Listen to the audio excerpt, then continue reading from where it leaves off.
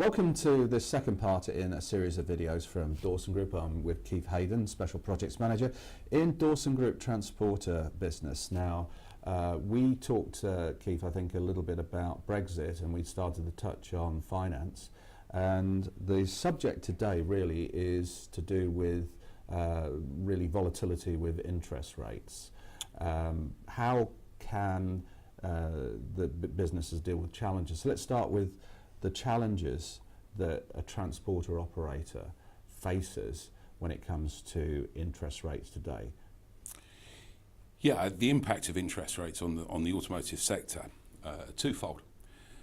A transporter is a high value, long life asset. Mm-hmm. That's a fact. So any movement in interest rates automatically makes that more expensive. Mm. A sliding interest rate or sliding funding mechanism that impacts because there's unknown cost potential down the track of a long life asset. So that there's limited recourse to escape from that should those costs rise to the point where it renders the vehicle uneconomic. Of course, the other aspect of interest rates is that it impacts the wider public. So people are less considered to buy a car in the event that they have concerns about their mortgage rate increasing, or are they going to be happy to fund that, concerned about funding vehicles per se. So there's a whole range of impacts here in terms of the primary customer, the end consumer, and the means of moving them and the funding of moving them in the interim. So yeah, interest rates are an issue. I would caution though, there's a lot of political capital to be made out of potential moving of interest rates, perhaps associated to those for and against Brexit. And in addition to, we're coming from a period of unparalleled low interest rates. Back in the 80s, we were talking 15% and certainly double digit for a significant period. You know, we're talking fractions of 1% movements here.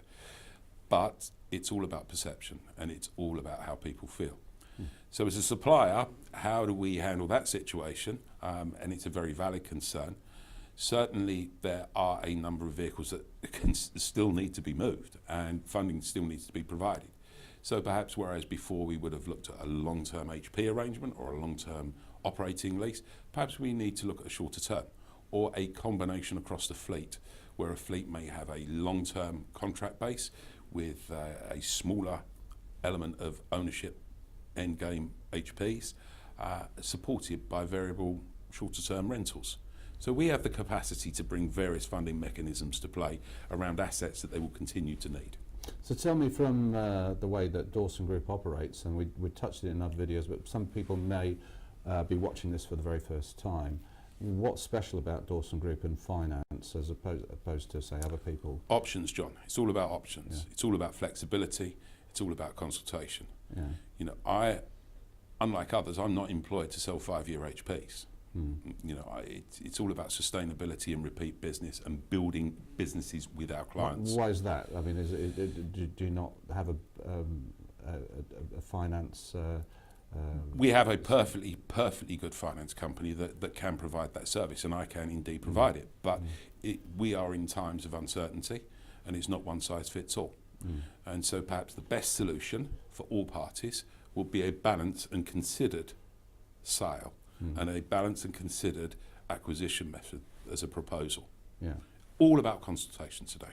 Right. All about tailoring products, funding and assets to specific customer requirement. Right. And again, we touched on the way that it's a private family-owned company. The source of finance is different, isn't it? Yeah, I mean, we self-fund. But we also source funding from the wider market. And we are a huge consumer in support of our day-to-day activities as asset managers of funding. We have a degree of expertise that perhaps would transcend the smaller and middle-term operator. In fact, we fund some very large nationally known organisations through our internal brokerage.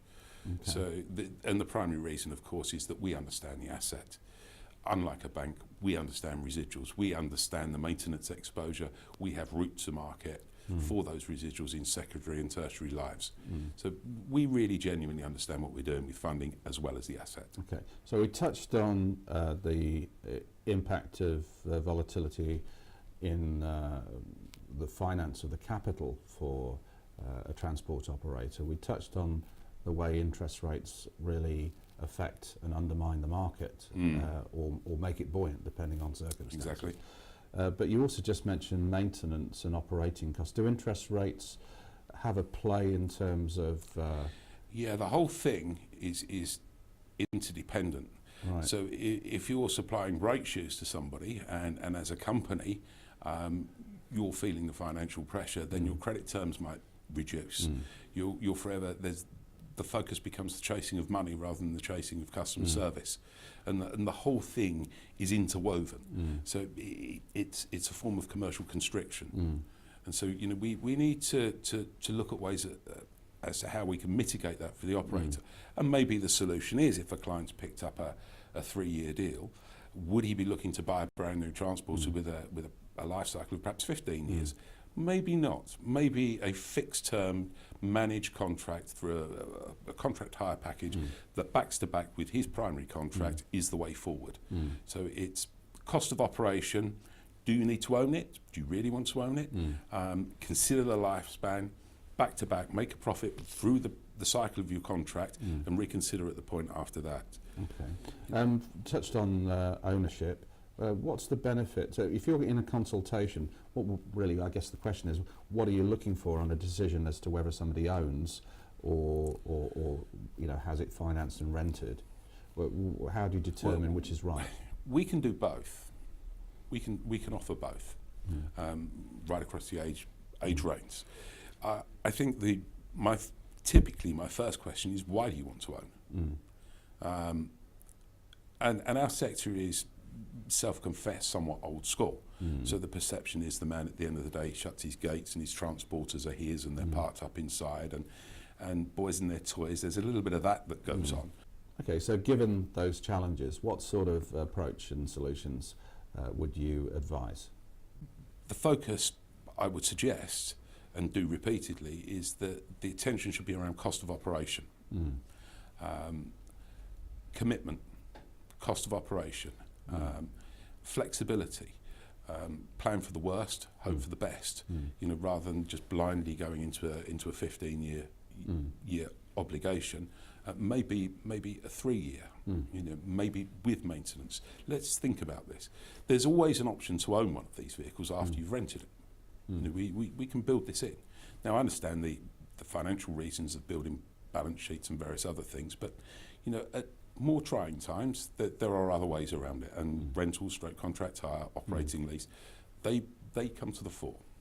So Keith, that's an awful lot of good options for people from Dawsongroup. Thank you for that. Thank you.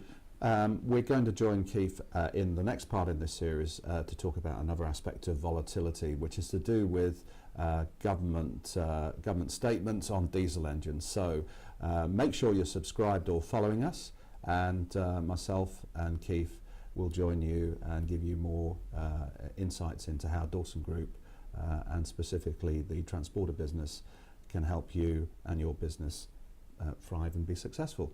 That's all from us. Bye for now.